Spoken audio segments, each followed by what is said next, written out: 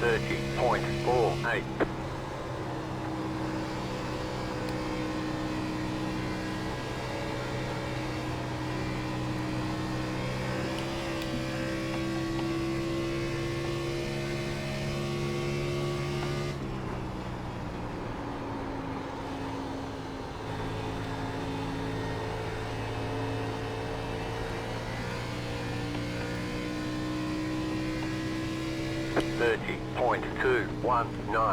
Alright, let's take a look at that. So, this is going to be second lap. I don't like the first lap, it's just a little too cold tires for me. So coming to the second lap here, we are going to just ride in pretty normal line in 3 and 4. You can see I give up a little bit on entry so I can get on the gas as early as possible. But when I'm getting on the gas, you're not really able to go full throttle here in the Xfinity car at Darlington until your wheel is like completely unloading. So I just try to get an early partial throttle to kind of keep as much momentum as possible throughout the corner.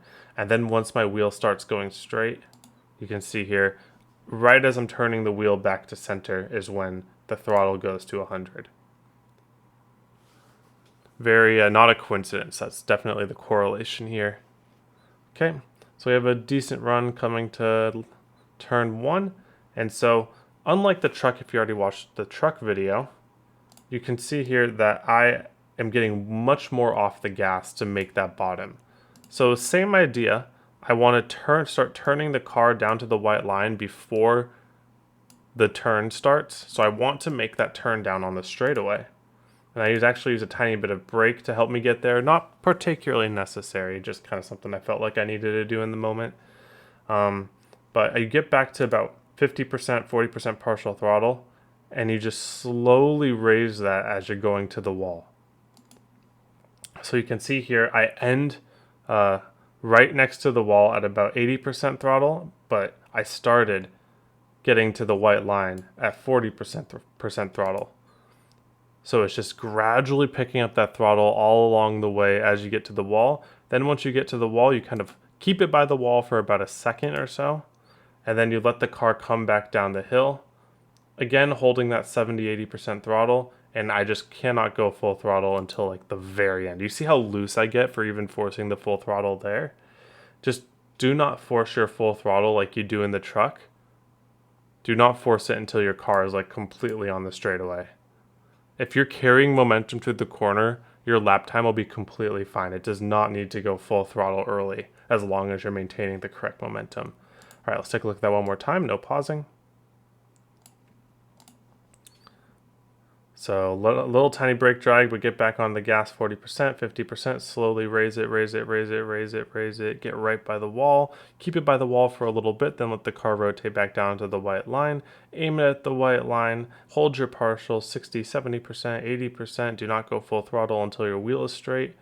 And there you go. Keep it off the wall. Okay. We're going to go to 3 and 4. So I tried a couple different lines in 3 and 4. They're very similar. One is letting off and getting on the brake pretty early, running the middle, and then trying to get back on the gas as early as possible. But because of the nature of this car and the fact that you can't really go full throttle early, I decided that my favorite line for this lap is going to be to more dive bomb the bottom, then slide up to the middle and try to get a launch on exit. So we'll see here.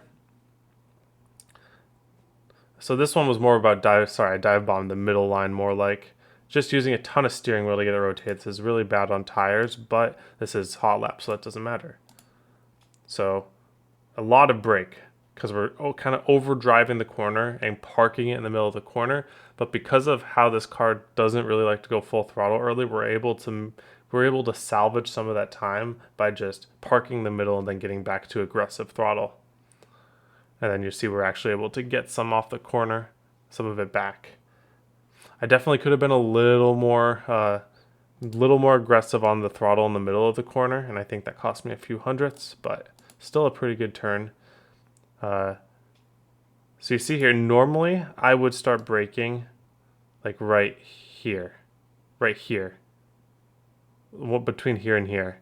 And that's like my long run line, and that was like the line where I was trying to just get on the throttle as soon as possible. But I found it to be a lot faster to get on the brake more around here. Just as you see it, it's just 5/10 on or 5/100 on entry, and then up to like a tenth on entry. And then you got to park the corner a little bit. So you see, I back it down to a drag for a bit. And you've got to be aggressive on throttle or else you let the car bog down too much. This just feels really wrong because you're just fighting the car, but it's hot lap, so we can get away with it. And I actually could have been even a little bit more aggressive. And then we can carry a decent run back to the start finish line even after dive bombing the corner. You're just giving up a lot in the middle, but overall the entry and the exit I think makes up for it.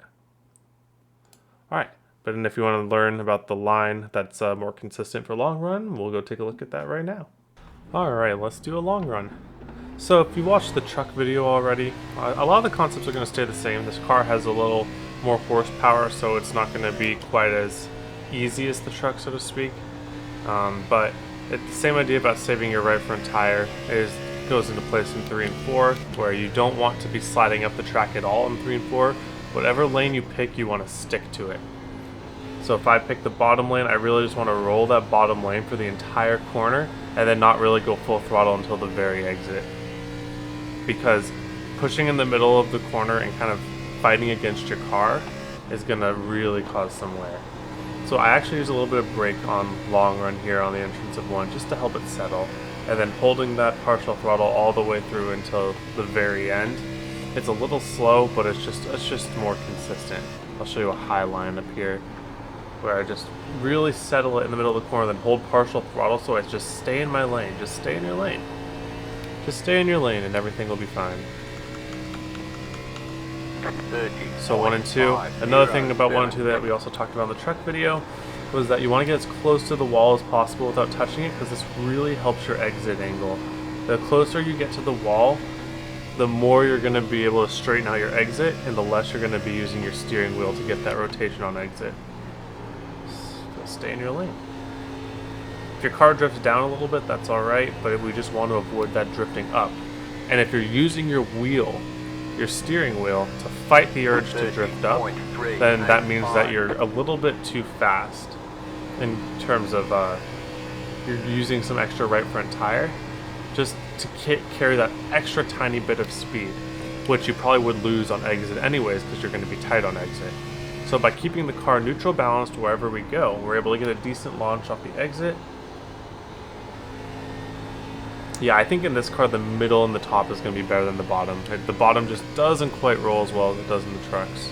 30.491. Alright, get down to the apron, drive it all the way up to the wall as close as you're comfortable doing. The best guys are going to get right on it. And then straighten out your exit as much as possible, and then go full throttle when your steering wheel goes full throttle, or when your steering wheel goes straight. So we're going to go in the middle here. No sliding up. Don't fight the car. Partial throttle, even if it feels a little slow, because you're going to get a launch on exit. 30.624. All the way up to the wall. So this line, both these lines are going to stay the exact same for the entire race. It's just once the tires wear, you're going to have to enter corners earlier, you're going to have to wait longer to get back on the throttle, you're going to have to wait longer to get off a partial throttle, you'll have to do less partial throttle, just stuff to changes. The inputs change, but the ideas remain the same. The ideas remain, we want to do that big arc in 1 and 2, get as close to the wall as possible, and then in 3 and 4, we want to not change lanes. We don't want to slide up at all, we just want to maintain for the entire corner, and then get a launch on exit with our neutral balanced car. And if you do that, your tires will wear perfectly even. No need to worry about extra right front tire wear. If you aren't sliding the rear tires, no rear tire wear extra. So you see, I could be squeezing a couple more hundredths, for sure, out of these corners. But those couple hundredths aren't worth cranking the wheel to the left and wearing your right front tire to do so, especially when passing is as hard to come by as it is. Nobody's going to pass you if you're running these lines, because you aren't slow. That I might have gotten past there. That was kind of slow because I had to check up on exit. But prioritize your exits and no one will ever get past you. A little loose there. So yeah. We'll do one more lap here. That same idea. Drive it up all the way up to the wall. keep it by the wall for a little bit, then turn it back down. No full throttle yet. We'll go straight full throttle. 3 and 4. Keep it on the middle lane. Use that seam as your apron and then just hold it there for the entire corner. Don't force the issue, and then launch off the corner.